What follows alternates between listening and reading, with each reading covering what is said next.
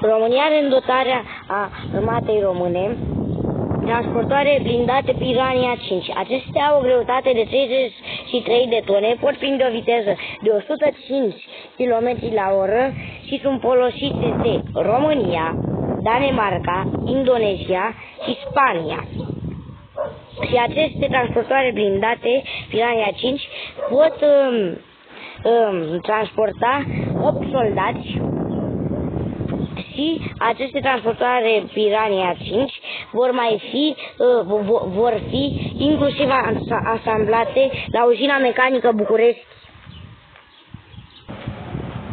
România mai folosește și elicoptere IR-330 Puma navale și elicoptere IR-330 Puma Socat de atac.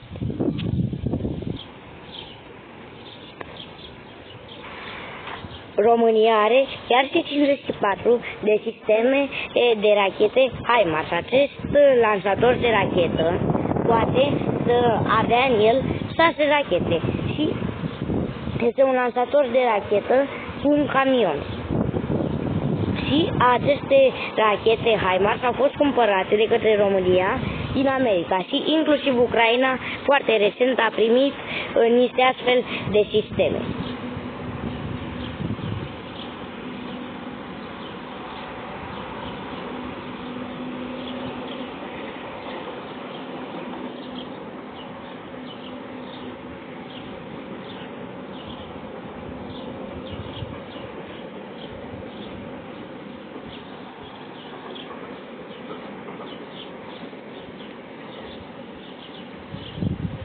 Deci, după cum vedeți în imagini, acest sistem are în lansator 6 rachete.